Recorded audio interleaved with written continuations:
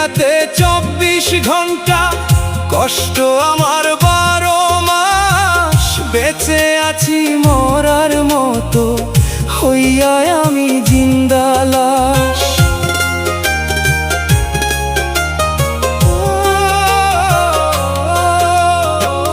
দিনে রাতে 24 ঘন্টা, কষ্ট আমার 12 মাস। বেঁচে আছি মরার মতো হইয়া আমি জিন্দা লাশ।